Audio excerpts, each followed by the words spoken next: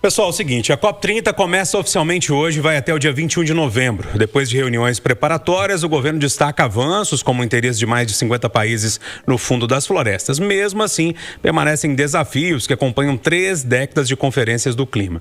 Desde a primeira COP, em 1995, as emissões de gases de efeito estufa cresceram 1/3, o uso de combustíveis fósseis aumentou e o mundo segue no caminho de ultrapassar limites de temperatura com um impacto direto no planeta. O presidente dos Estados Unidos, Donald Trump, que não vem, e não mandou representante também à COP, criticou a COP30 nas redes sociais nesse domingo. Em uma publicação, ele escreveu, abre aspas para o presidente dos Estados Unidos, eles destruíram a floresta amazônica no Brasil para construir uma estrada de 4 pistas para os ambientalistas passarem. No entanto, o projeto foi criado antes da COP, não fazia parte do pacote de investimentos para a cúpula.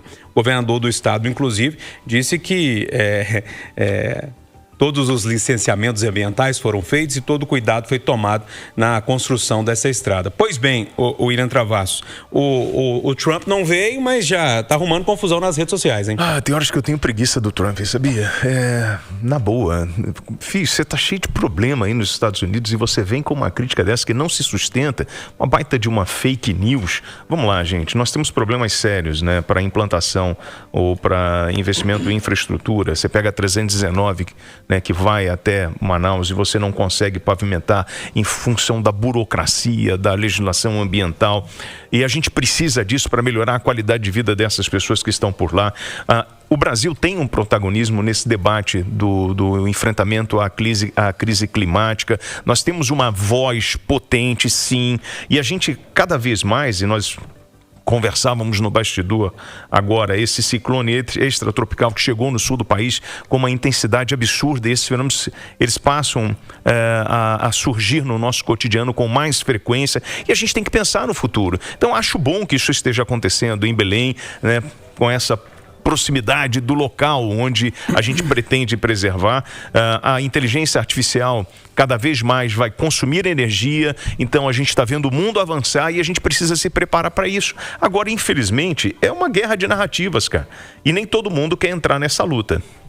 E aí, Marcelo da Fonseca, começa a COP30 hoje, as discussões foram até tarde, ontem à noite, para tentar o que vai ter nessa agenda, né? O que vai ser a agenda de discussões, mas enfim, mesmo sem o presidente dos Estados Unidos, que nunca ligou para o meio ambiente, é uma discussão importante. Eu queria saber que voz potente é essa que o WT fala, sabe?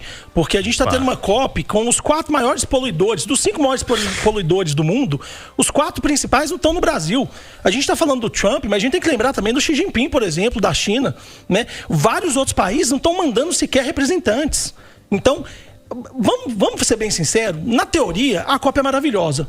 Um local em que reúne, um evento em que reúne as lideranças do mundo para discutir o que pode ser feito para melhorar o clima. Mas vamos falar na prática? Vamos falar na realidade? É uma balela. Porque na última COP anunciaram 100 bilhões de dólares, foi uma festa danada, 100 bilhões para salvar a Amazônia. Quanto desse dinheiro que chegou efetivamente? O próprio presidente Lula, na campanha de 2022, falou que esse dinheiro foi prometido e não veio nada. Então, eu fico com a impressão que a COP é para fazer palanque político para vários presidentes no mundo. Para que vários presidentes no mundo finjam que se preocupam com o meio ambiente. Agora, na prática, né, os anúncios de recursos, será que esse recurso realmente chega onde precisa?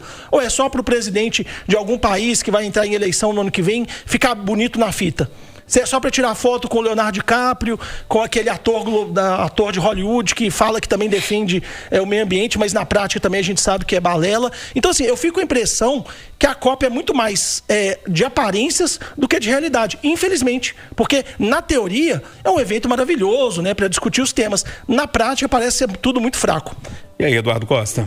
Ô, Júnior, eu vou parecer incoerente pro ouvinte da Itatiaia que me escuta todo dia falando que conversar é preciso e que os eventos fazem bem. Por exemplo, eu defendo que Belo Horizonte tenha congressos de médicos, engenheiros, para movimentar a economia, as nossas cidades históricas, a nossa religiosidade, enfim.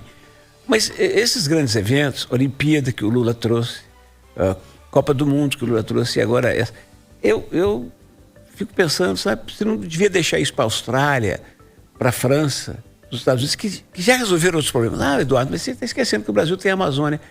Bom, o Brasil está gastando perto de 1 bi. A última conta que eu vi, Júlio, perto de 1 bi com esse evento, sabe? E o Marcelo lembra que torna-se esvaziado porque quem realmente interessa não vem. Mais do que isso, Júnior, esses eventos acabam servindo não para resolver, mas para, de certa forma, constranger.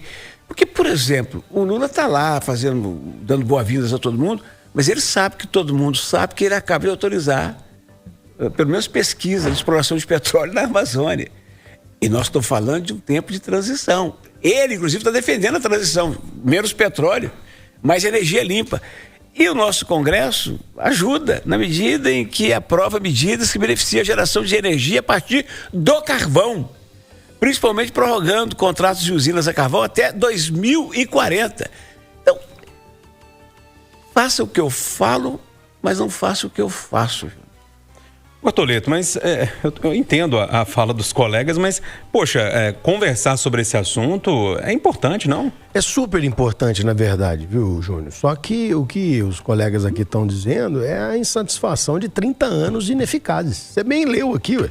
Em 1995 foi a primeira. As emissões de gases de efeito estufa cresceram 1/3. O uso de combustível fóssil aumentou. Então, se a gente está falando... Toda vez que se reúne a COP, está falando que isso é um grande, é nocivo à sociedade, que não deve, e toda vez aumenta, vira uma palhaçada, uma bobagem se reunir para poder discutir sobre o tema. Efetivamente, o Brasil tem muito a ensinar. Eu quero ressaltar aqui o que o WT falou. Aqui, o Brasil, ele tem a sua grande matriz de energia, ela é limpa. Os outros é que tem que aprender com a gente. Seria muito interessante que a COP acontecesse no lugar onde mais suja o planeta, e não aqui, onde a gente tem energia limpa. Gente,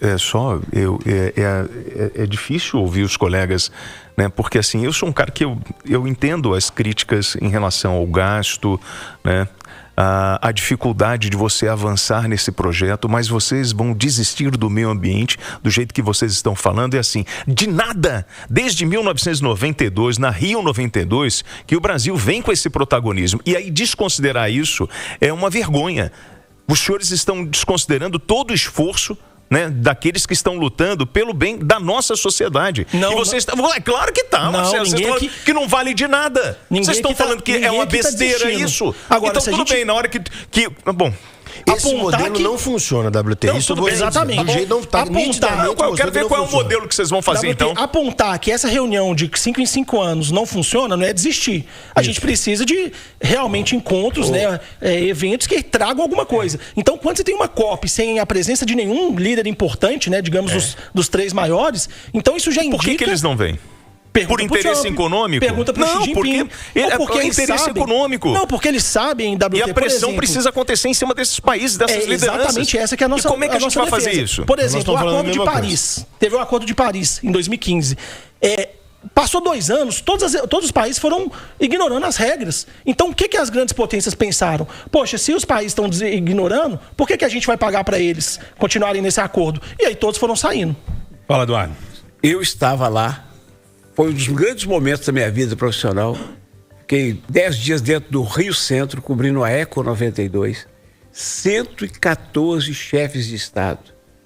Eu fiquei orgulhoso, eu fiquei feliz. Falei assim, gente, o mundo tem remédio. Por quê? Porque ela acontecia 20 anos depois de Estocolmo, que foi o grande start, o grande início dessa preocupação mundial com o meio ambiente.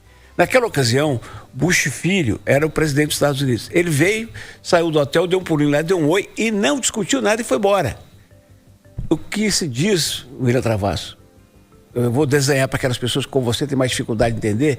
Os repórteres não estão jogando por terra o esforço brasileiro. Estão cumprindo o seu dever de dizer para a população o seguinte: por melhor que seja a iniciativa, quem realmente polui para valer não está lá e não está nem aí e continua não estando nem aí. É só isso. A gente tem que ser honesto e não iludido bobo. Não, mas você está dizendo que não funciona esse tipo de mobilização meta nossa. Inexequível da WT. Então meta tá bom, que beleza, não dá para bater, tá nunca certo. bate e cai no vazio. É isso que está acontecendo. Ponto final, nosso Conversa de Geração. TV Eduardo Costa, William Travassos, Leonardo Bortoleto e Marcelo da Fonseca.